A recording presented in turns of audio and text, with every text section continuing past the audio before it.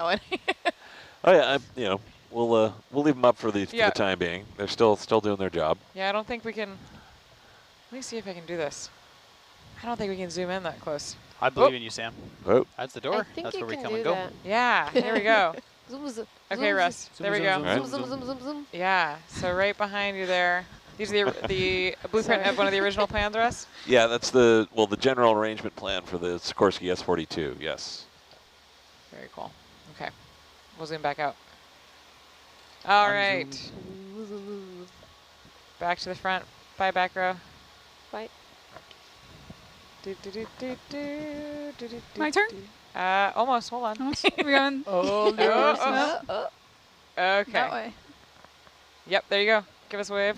You can turn around even if you want. I should probably stare at the screens that are driving. Sorry. Distracted driver. Yeah. My name's Alyssa. I'm the ROV engineering intern and Argus pilot currently. Graduate student from the University of New Hampshire. I'd say my favorite snack, as the theme seems to be, is the chocolate chip cookies, ice cream, coffee Oreo. I think my favorite was that one flavor?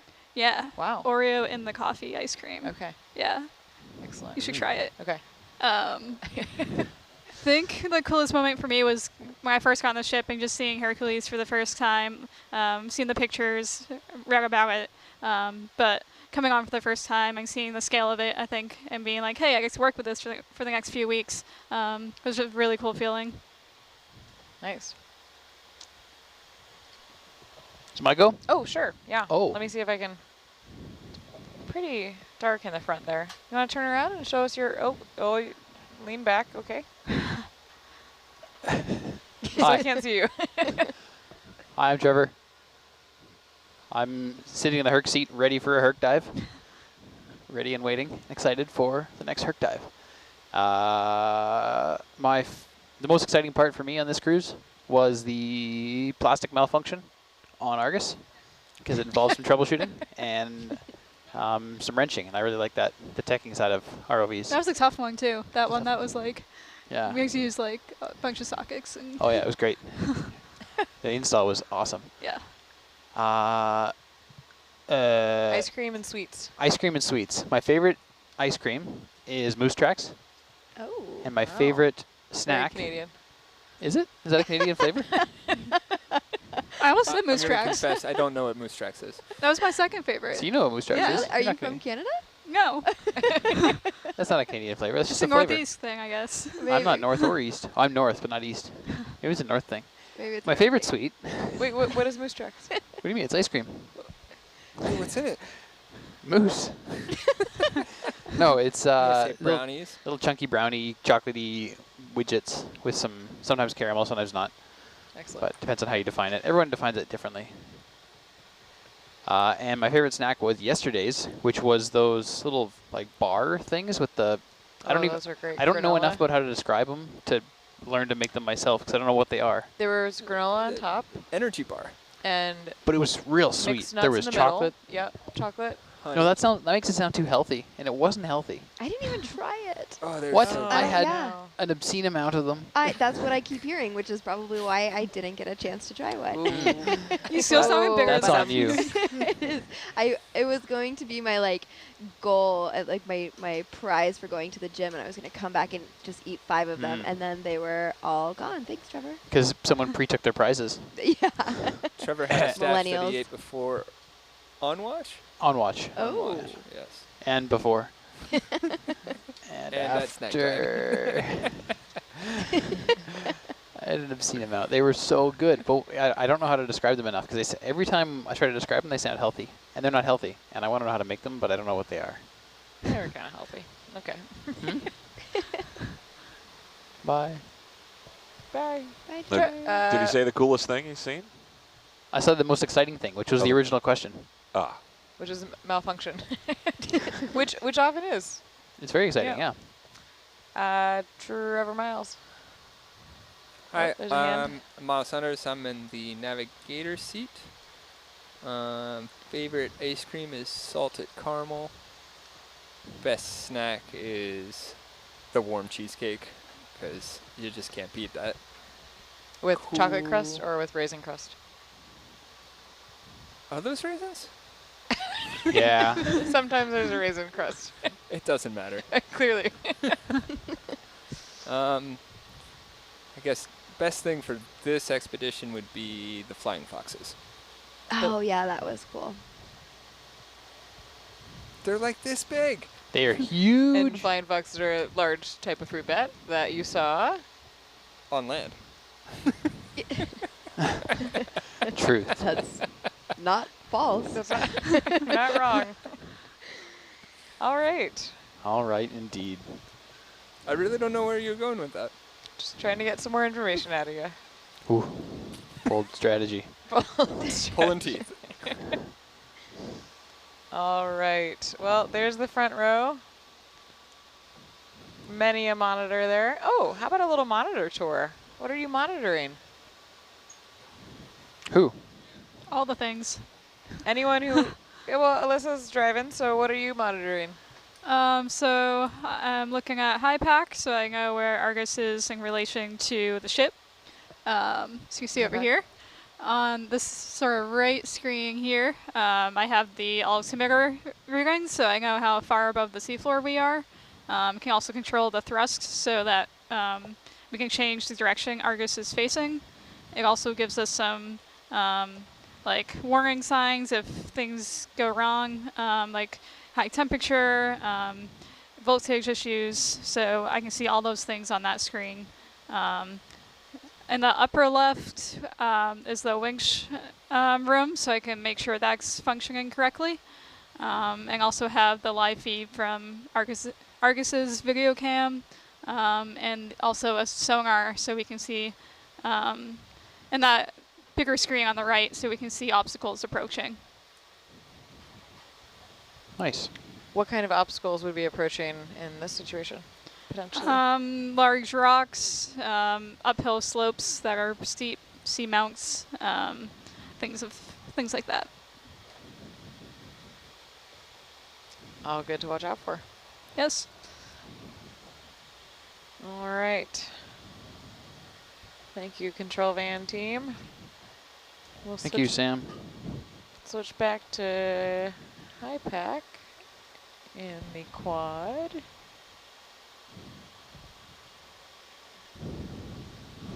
I suppose we can also switch back to what we're doing. Although it's not quite as exciting as favorite ice cream flavors. Actually, it's probably a little bit more exciting. So we are in that additional survey area that we've since expanded from the original. And we're mowing the lawn on a few lines to the south of that. So you can see in high pack, the blue lines are indicative of Argus, sort of chugging along there. And then you can, of course, see the vessel in front of it to the east of high pack on that chart. You can also see the Argus cam, which is facing down. So it's operating at about 3,000 meters, and as Alyssa said, around 15 meters or so above the seabed. So right now it's looking to be like below it is a little bit muddy, not a whole lot of geological features going on. However, if you look to the side scan sonar, you will see some geological features to the starboard side. So those are characterized by that bright yellow, which shows an elevation. And then you can see sort of those shadows along the right-hand side of those parts. So that, again, shows that they are indeed lifted off of the bottom of the ocean. On the other side, the port side, it looks to be that sort of rusty color, not a whole lot of yellow. So again, that is showing us that it is indeed a muddy bottom.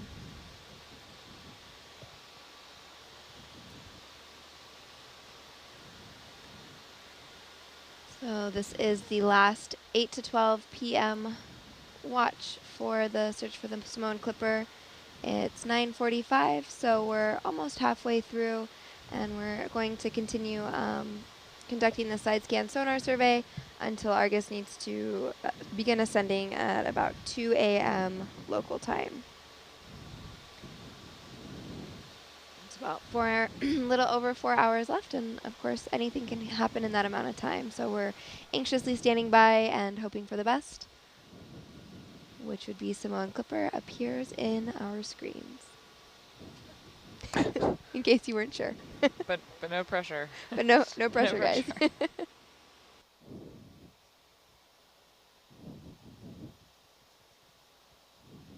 And again, this will be the last watch that Russ is also a part of, and Dee Dee. So if you do have any other burning questions about the Samoan Clipper or the way that the research was conducted, be sure to send them in that chat just below the quad or the live stream on nautiluslive.org, and we'll be sure to get to them as we can.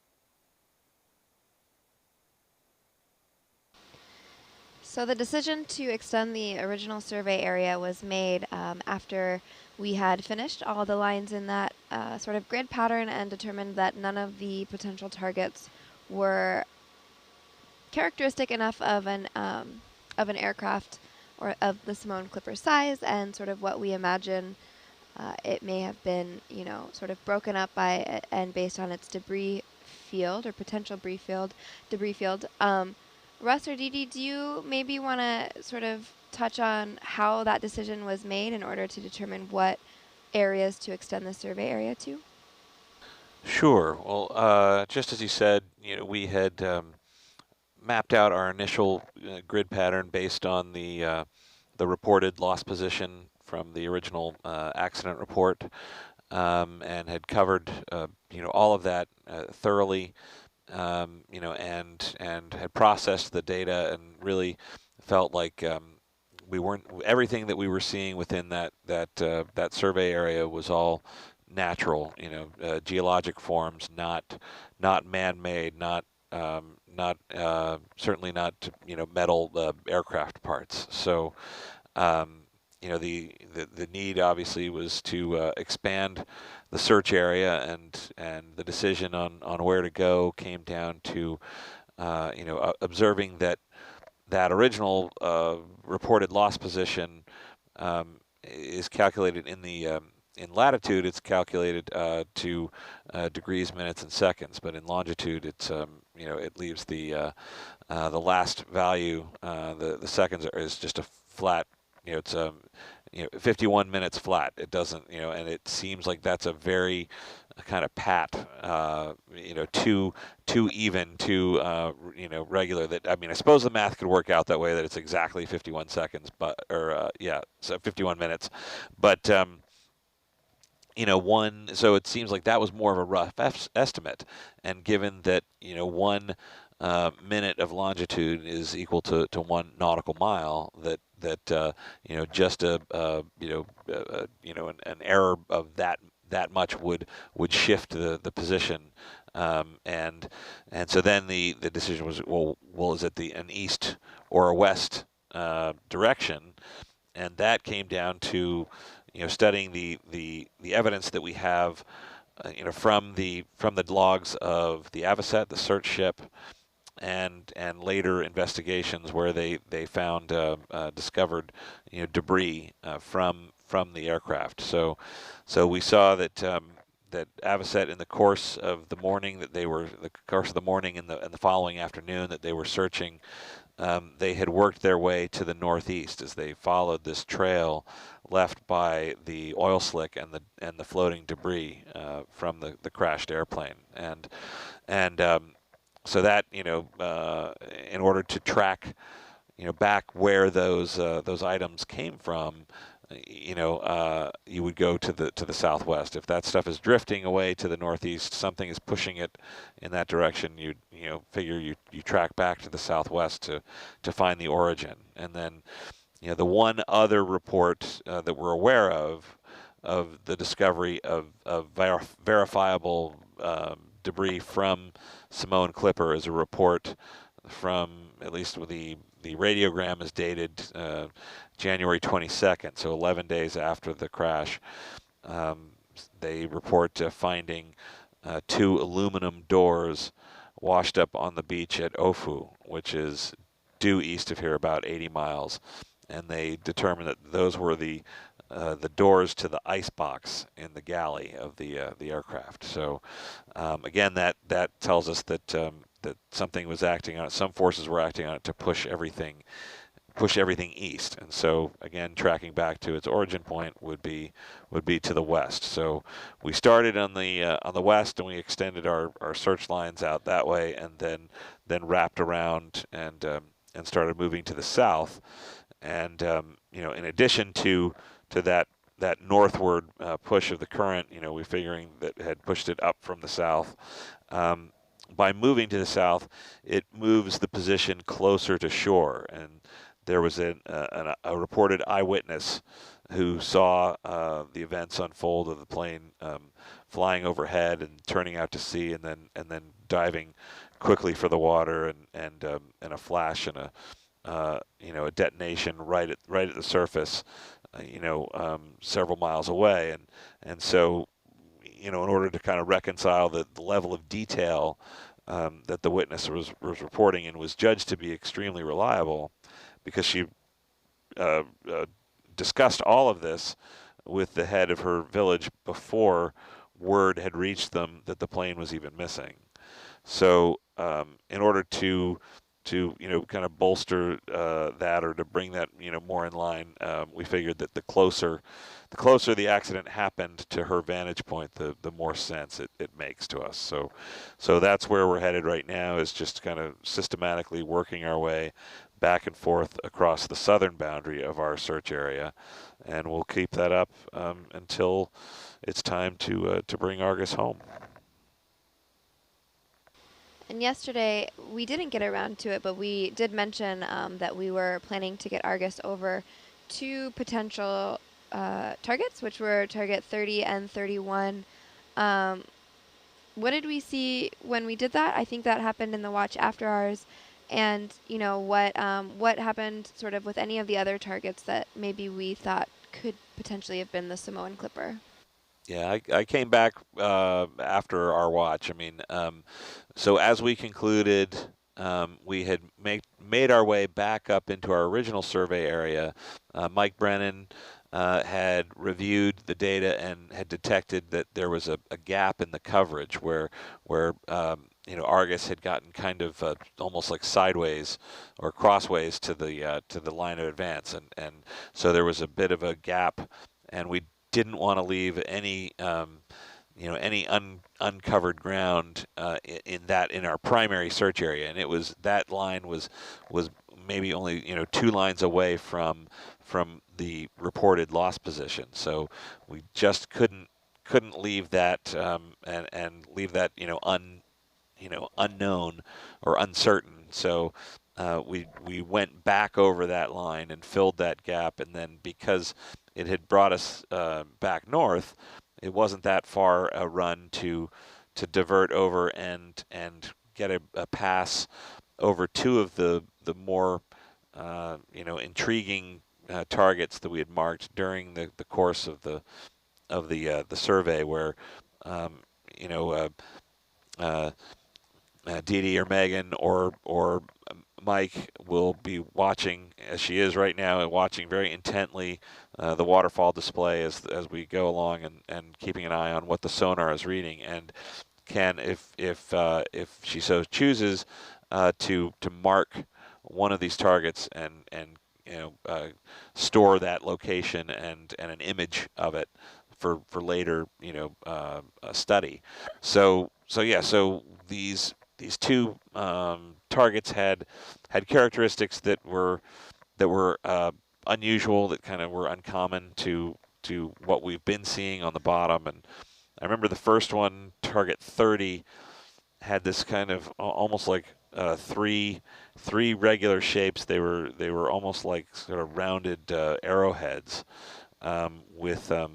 with what apparently this shadow of something, a black shadow of something standing, like something standing straight up from the bottom, and it didn't take a lot of imagination to think, oh, that looks like you know, the engine nacelles on the airplane, and that shadow, that could be a propeller blade sticking straight up. Though there were only 3 of them, and they were right next to each other, and it would mean that each one of those engines stopped with one of the 3 propeller blades sticking perfectly straight up. And also the scale was probably off, but you know, we could figure that oh, there's maybe some distortion. So, but we couldn't really explain it. So it was we wanted to run it over with the downward-looking camera on Argus, and get a sense of, well, what's really there compared to what we're seeing in the electronic you know, data, the interpretation on the sonar screen. So you know, I got off watch about midnight, and you know, wrote a little bit of correspondence, and got cleaned up, and was about to climb into the rack, and then you know, I looked up. I just so happened to be staying in what would be Dr. Ballard's cabin when at sea, and he has a monitor with the feed, you know, from directly from here, so I could watch the sonar readout, you know, from that desk, and I saw we were approaching target 30, and then Mike, who had been on watch earlier, wasn't due to go on watch until 4.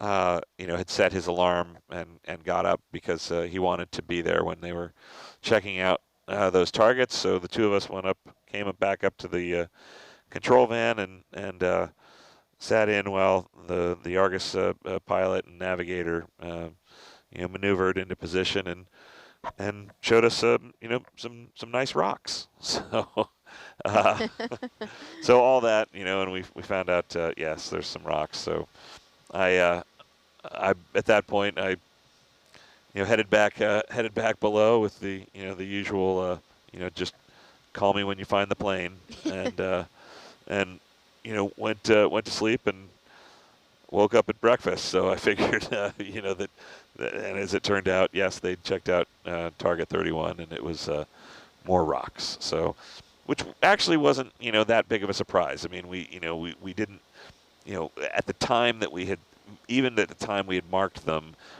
as something, you know, unusual to what we were seeing, but didn't jump out enough to us to interrupt the survey that we were conducting at the time. And so, I mean, it's good to know, to have that certainty that yes, this is what we thought it was, and that we can reassure, you know, because I know a lot of people, you know, watching and were asking about, like, well, what about this target? What about this target? Right. Yeah. And so to satisfy, you know, their curiosity as well, and to assure them, like, look, we did have a chance to check out some of these, and they are, you know, what we thought they were, and you know, and so now we just continue to move into new ground, and move forward, and you know, with always the chance, really at any moment, that the wreck will appear. So. And at the beginning of the expedition, you know, everyone was a little bit clicker happy too. And Yes. just in terms of, you know, until you're familiar with what you're looking at, and you've spent some time in front of the sonar screen and really been able to sort of determine what the bottom of the ocean looks like here and sort of those defining characteristics of the different geological features and rocks and you know, what's going on, of course everything sort of looks like it could be what you're looking for. Yeah, and just kind of the quirks of the sonar system Yeah. too, and you know, and in the way that we're employing it, and so yeah, just getting a sense of what's common, what's typical, and then what stands out against that. So. And those rocks too, they're a good indication that there hasn't been a whole lot of sedimentation going on the seabed. So it's unlikely, right, that that the Samoan clipper would have been covered by any sort of sediment or mud. Yeah, that's the feeling, is that those rocks, you know, I mean, they've maybe not been there in long in geologic terms, but certainly, you know, far longer than 81 years. So right. so the feeling is that yes, that the remains of Samoan clipper will still stand out, you know, very prominently against that background. Is there a chance the plane could have sunk, maybe? I mean, I don't think so. I mean, you know, I could imagine something like something heavy like the engines, if they were detached, kind of you know, burrowing themselves into the sediment, but something light, you know, like the aluminum with a lot of surface area, I don't think is going to have the same. It wouldn't behave quite the same way. It wouldn't drive itself down into the seabed.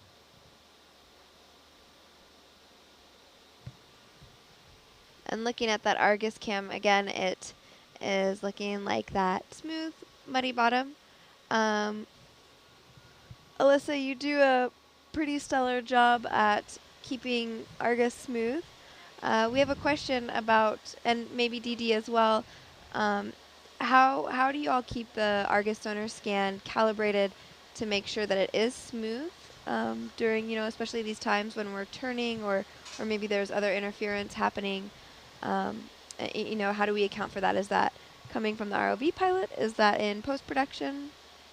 I guess on my end, it's trying to keep as constant as possible. I mean, with the heave of the ship, there's only so much I can do. But when we turn, I can also try and keep the bearing the same as the ship, so we have the least amount of interference. But that's sort of on my end. Yeah, you're sort of at the whim of the motion of the vessel in Argus. There's not too much you can do about that other than having a nice, you know, even controlled turn. Nothing, you know, too tight that would cause Argus to drop quicker than you would like it.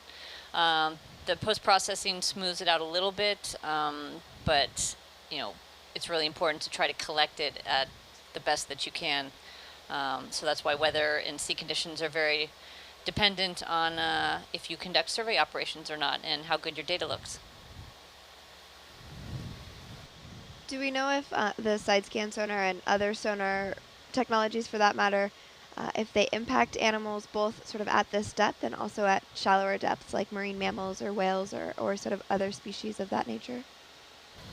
The frequency that the side scan sonar operates on does not seem to affect marine mammals. It's really the lower frequency that there are thoughts that marine mammals are affected by. Those are sub-bottom profilers or the large, sort of they're called boomers and such that the oil and gas companies use to penetrate deeply into the seabed to look for oil and gas deposits. In places where marine mammals are likely, especially off the west coast, off of Massachusetts, a lot of times you're required by NOAA Fisheries and other agencies to have marine mammal observers on board, spotting for marine mammals, and if you do see them, you modify or halt your operations until they leave the area just to be safe. So we're very mindful of that. We have not seen any marine mammals while we've been out here. I'm kind of surprised we haven't seen any dolphins at least. But unfortunately, we have not seen any. But studies have shown that side scan sonar does not seem to impact them. We did see a lot of, or not a lot, but a few sharks. Maybe dolphins and sharks don't get along.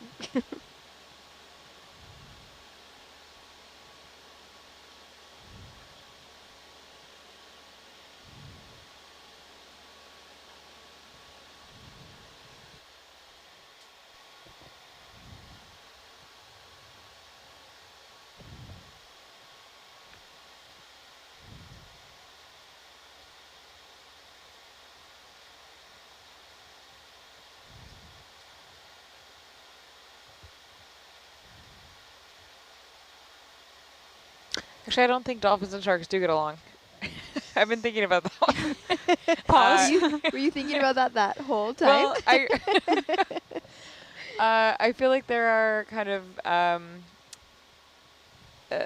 not legends, but sort of the like ship legends, ship rumors about humans, you know, falling into the ocean for some reason, probably shipwreck related, and being protected from sharks by dolphins.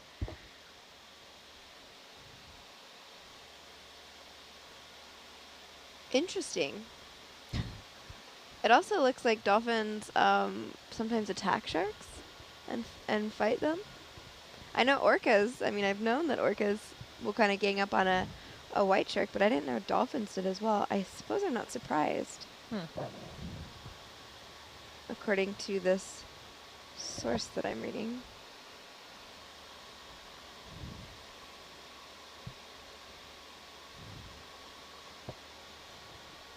Interesting. Yeah, so it says actually tiger sharks, white sharks, and bull sharks all feed on dolphins, especially young dolphins or sick ones. So obviously dolphins' best defense is their brains. They're super, super smart, and also their team around them. So when there is danger from a shark, the rest of the pod will jump in and sort of defend whatever that target was. And they actually will surround the shark by swimming around it in all directions and then slap it with their fins to confuse it. I also actually, this is really interesting. Have you, at least I think it's really interesting, have you all heard of porpoiside? Are you familiar with the concept? Porpoiside? Porpoiside. It's a real thing. Like porpoises ganging up on something and killing it? Yeah. I know most marine mammals aren't what they seem. You should probably watch your back. Wouldn't porpoiside mean the porpoises are dying? Oh, yes, that's it. Sorry. Oh. They Porpoiside. died on Yes, that's the porpoise? right one. Yeah. Yeah. Oh. So, good catch. Thank you for that. Key detail. So who's... See So the ya. dolphins, bottlenose dolphins, gang up on porpoises, especially Really? outside of San Francisco Bay. Yeah, I volunteer at the Marine Mammal Center in Marin in San Francisco, just north of San Francisco, and there actually are quite a few cases every year where a porpoise will wash up on the beach and have kind of just really a gruesome sight because they'd been ganged up on by a pod of bottlenose dolphins. Brutal. Yeah. That is not surprising. I'm not going to go into details, but you can Google it if you're really curious. Yeah, and nobody really knows why. Like if it's because they're territorial or just bullies. I don't know. Or maybe competition for food or something. Yeah. Could be anything. Yeah. Crazy. Huh. Yeah. Isn't that interesting? Who knew? It is, yeah. Who knew? I'll show you guys photos. I actually found one a few months ago when I was walking my dog on the beach. It was really, Oh, yeah, it was a kind Yikes. of a sad sight. yeah. Speaking of attacking animals, do sharks or orcas or other big marine mammals or animals ever try to eat Argus or Hercules? No. Never, they not do once? But... I mean, we've had some inquisitive animals. Totally, yeah. They come up and check it out Yeah. and then realize it's not for them. Or ignore it entirely. Really? But no, nothing's ever attacked or bitten No chomping? Hercules. No, some of it's decided to set up camp there for a little while. Like what? What kind They, of like animals? self-sample. Self-sample, Like yeah. a fish will swim in and decide to stay there, or... Just hang Yeah. out. Or spot lobsters or an octopus or something Yeah. like that, yeah. Interesting. Do you think it's intentional? Like, are they being inquisitive and sort of checking it out, or is it just coincidental? Hard to say. Hard to say. They might find it like a cozy home, some little nook they can tuck themselves into, but little do they know the nook will move. Yeah. So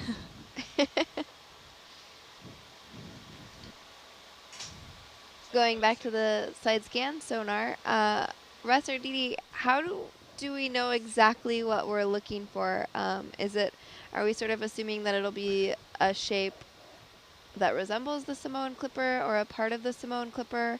You know, if somebody's looking at the screens at home, what are some of those features that you might describe that they look out for? Yeah, well, we're not looking for a complete airplane. I mean, we know that it suffered a fire and an in-flight fire and an explosion, so we're figuring that it's broken up at least into large component pieces. Most probably the wing would survive as a single unit and would be the largest single piece of the airplane as well. So yeah, so we're looking for things that are that are distinct, like strong returns. So aluminum is going to reflect more strongly than the mud or the rocks. So there'll be that bright yellow. It will have regular features. I mean, the man-made objects will have straight edges and right angles, which don't really normally occur in nature. And could have quite a bit of relief above the bottom, so there'd be a lot of distinct shadows off of it. So things like if the tail section were separated and by itself, there's a lot of bits that stick out from that. The rudders and the horizontal tail and the elevators and then if any of the doped fabric covering either was burned away in the accident or has deteriorated away, there'll be the internal metal structure, it's kind of the skeleton of the airplane. So you would see these those ribs and frames and that would stick out again, more than just the more rounded and regular shapes of the natural geology.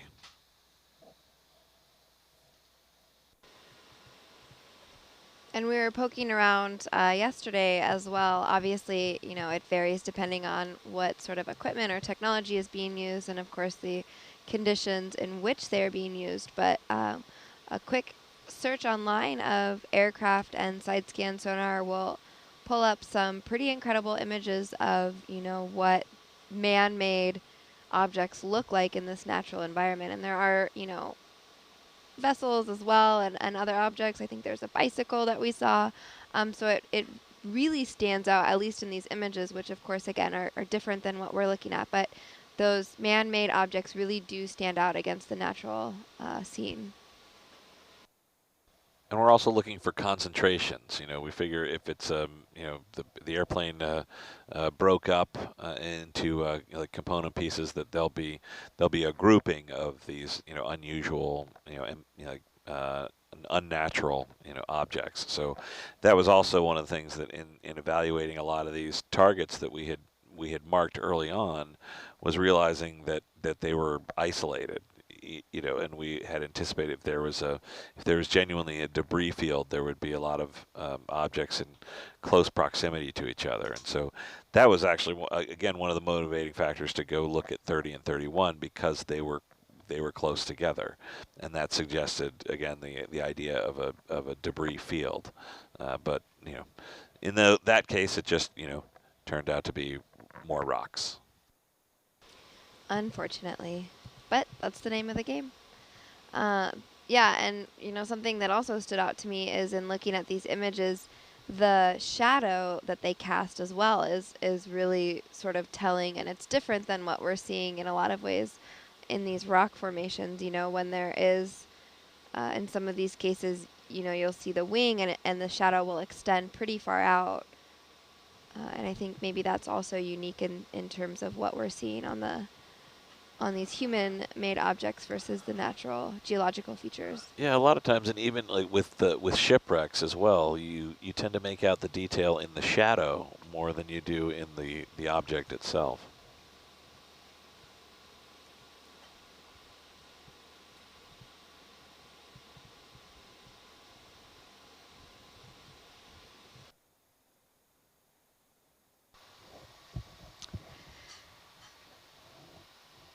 So I've been thinking about the harbor porpoises, and I actually have a relevant historical, yes, maritime history plus biology in San Francisco Bay. Oh, okay. Story that I'm curious if you know about.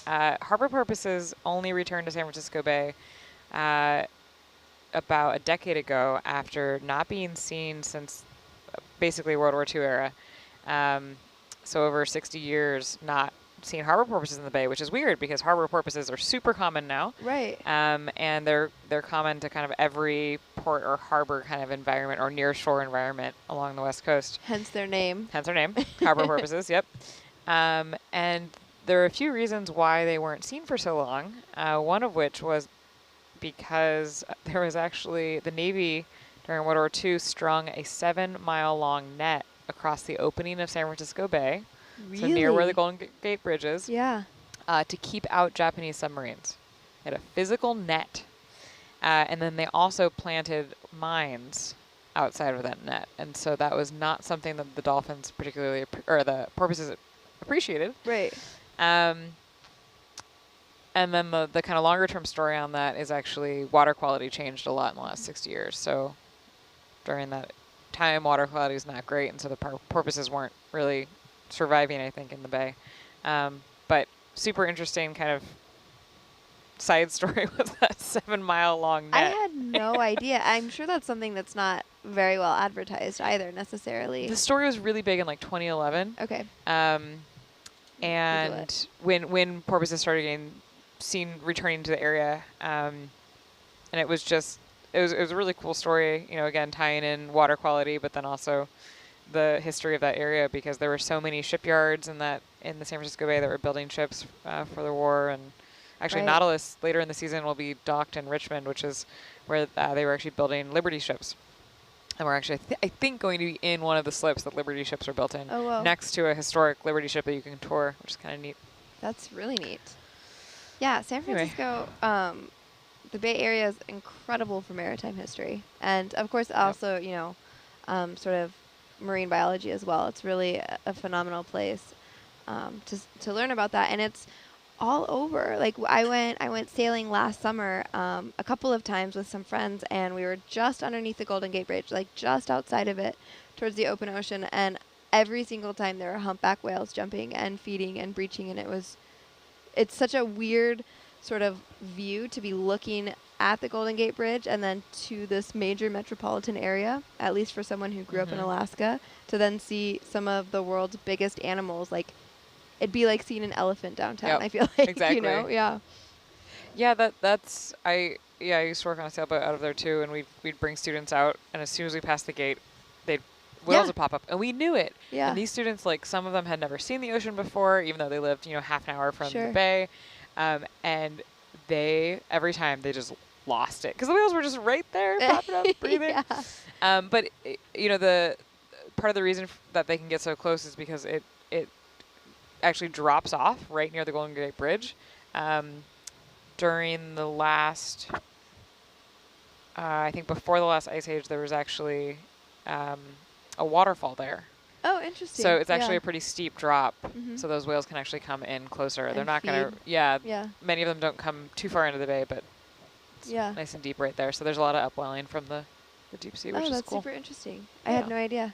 I also there's a huge gray whale population too that migrates up and down the coast from Baja going up to Alaska. Yep. And we actually, the office went and did a whale watching cruise out of Half Moon Bay, I think it was, a few months ago, and we saw dozens of whales. And again, it's like so crazy because in Alaska it's super remote, and you're seeing these whales, and in California you're in a major metropolitan area, And they're the same whales. Yeah, and they're actually literally the same whales. Yep. Yep. Yeah, it's kind of like reaffirming. Yep. It's really cool. Yeah, I'm personally a huge whale advocate. I love whales. You're pro whale. I'm super pro whale. Yeah. Yeah. I can geek out on whales for a good chunk of time. Yeah, I'm actually pretty surprised that we haven't seen any Yeah. this trip. Yeah, that's what Dee Dee was saying Yep. earlier too. But we still have time. Yeah. And the dolphins tend to like it a little more when we're moving quickly because they like to Okay. ride the bow waves. But So fun. But we did see, Suna, I think you said there are oceanic white tips. I think so. Yeah, so we saw a couple of those. Last night after watch, there were a bunch of mahi-mahi swimming around too, which was incredible. They were And they're huge too. I mean, what, we're 30 feet above the water or so on the top, looking down, and Yeah. they're just like swimming and darting, and yeah, that was really, really cool. Yeah, they can change color when they get excited from silver to blue and yellow, and their Is that fins raise true? up. Yeah, I yeah, didn't they're know really that. incredible. Whoa. If you ever see them in an aquarium, they Okay. yeah, they start silver, and then as they get excited, usually during feeding time, they just have 'Cause these they were- incredible blue and yellow stripes. That's interesting. Yeah, they were kind of like turquoisey looking Yep. last Yeah. night after we walked out. Yeah. Mm-hmm. So they must have been feeding then. Yep. Too cool. We had a marine mammal encounter earlier this season when Hercules was coming up. Right at the surface, we were trying to recover, and there was a sea lion that kept trying to sit on Hercules. Where were you guys? We were, I think that was Gorda Ridge along the California-Oregon border. Is that? I think it was Quarter Ridge. Yeah. It was not Channel Islands, and that was the next ROV dive. Yeah, so it must have been, yeah. That's super funny. Yeah. Wasn't there one on the Channel Islands where there was the seal or sea lion like cruising down at 70 meters or 60 meters or something and swimming around? Probably. Wow. We've Was that had, different? we've had cormorants come by too. Diving What? diving That's There was cormorants. a sea turtle in Guaymas that checked us out at 500 meters. Whoa. That's yeah. cool. And it was, it was probably 7 meters in front of the camera, and we could not yaw around quick enough to keep up with it, doing a much larger circle than us. Do you know what type of sea turtle? A sea turtle. Thanks. The ocean one. That is super cool. Engineers.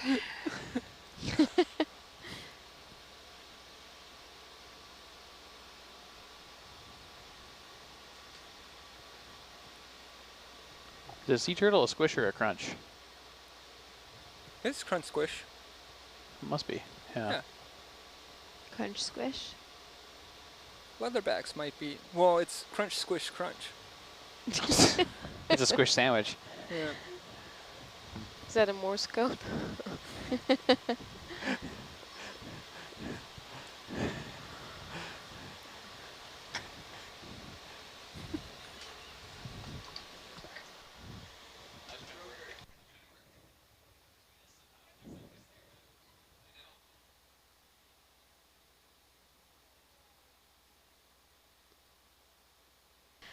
Are you sure you saw a sea turtle in the Gulf of California diving to 500 meters?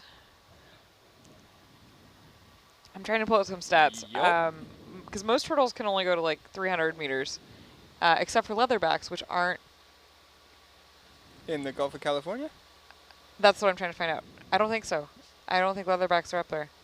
I mean, it had fins and a shell. Thanks. Did it look like a hard shell or a softer shell? It was not a good video. Okay. People saw it at the surface, and then we saw it at depth. Copy that. Okay. Picture the tacos we had tonight. It's kind of like that kind of shell. Hard shell, soft shell. Who's to say? It does happen. According to ResearchGate, which is a publication of scientific journals, since 1943, a total of 4 leatherbacks have been documented in the waters of the Gulf of California. Really? Yeah.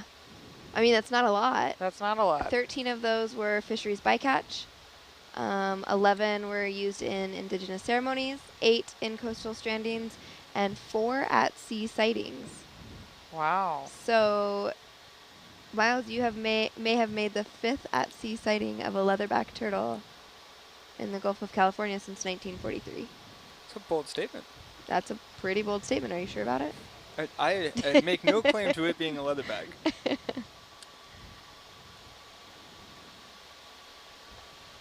That's pretty cool.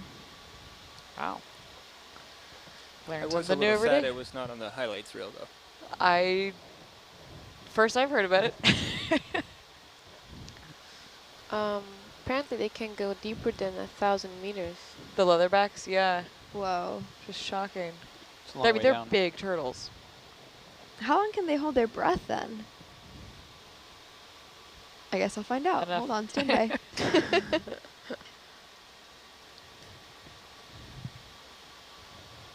85 minutes. Wow. That's a long time. It's crazy. Yeah.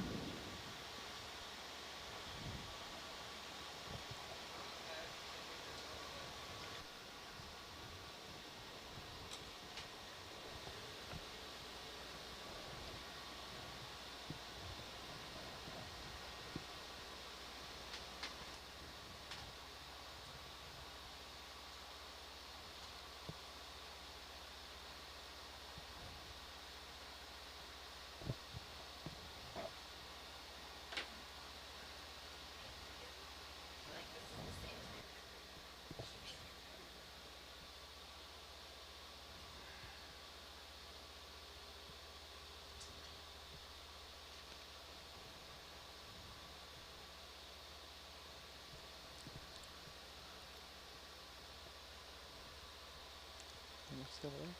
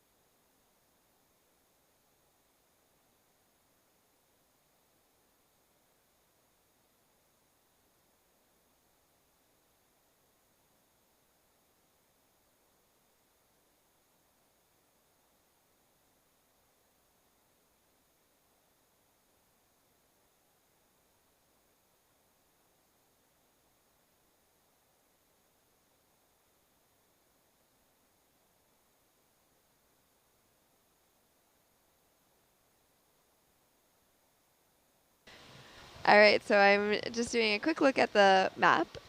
I also just stepped outside for a minute, and it is a beautiful, beautiful, gorgeous night. You can see the lights from American Samoa lighting up, which we haven't had great visibility at night the last couple of nights because it has been raining, so it's cool to see that. We also have viewers tuning in from American Samoa, so hello, Talofa. And we have a special request as well. Tiara is watching right now from Samoa, and it's her birthday, and I just wanted to say happy birthday. Happy birthday. Happy birthday. Happy birthday. Happy birthday! We're sending you a Skittle chocolate telepresence cake. Yes, we do tend to have very creative cakes on board. Yeah. Sometimes the toppings are fruit, candy. Jello has appeared on Oh. top of a cake once. Yep. Sounds about right. Yeah, I can't say I've Dried ever had apricots. My favorite's the Skittles. prunes. Oh. The what? Prunes? Prunes. Oh, that Prunes. was a good one too, Those are good actually. now. No, it was. Coconut. Coconut and prunes, yeah. Yeah. Good balance. Huh. And we've had 2 birthdays on the ship during this cruise. Yeah. Yeah. We're still waiting for the big birthday present. It's not too late. Hint, hint. Hint, hint. Yeah. Yeah, Tiara, make a wish. Yeah. Yeah. Awesome. Don't tell us what it is. Yeah. And we're also a little more than halfway through in this last 8 to 12 watch. So it might very well be the last chance you have to ask Russ or Dee Dee questions. So for those of you that have been following along and have burning questions that you want to get out or ask anyone in the control van for that matter, be sure to send it my way, and I'll do my best to get to them all and send them out to the team. So whose was the second birthday? We were trying to remember Mike. whose. Rennie. Mike Brennan. I knew Mike Brennan's. Wasn't Rennie on the last cruise? Or No, I we here in was port? here. No, I it ate was I ate the first, cake. That was the first It It had day. had marshmallows on top Marshmallows of and it. Skittles. It was the first day of this cruise. Wow. Yeah, right? Yeah. I thought it was, yeah, I definitely thought it was Yester Cruise, but What's it's not. this fish? I think we were still in port when so maybe it doesn't I count. really If we were thought still that was tied up at the Yester dock. It looked like I really a thought that was Halosaurus. A Halosaurus. Apparently it What was a Yester cool name. Cruise. What is a Halosaurus? It's a fish. Oh. It's a salty lizard. It does sound like a dinosaur-y name. It kind of looks a little bit dinosaur. It looks like an alligator more. Weird, but it has sort of like an eel Yeah. tail to The it. snout is weird.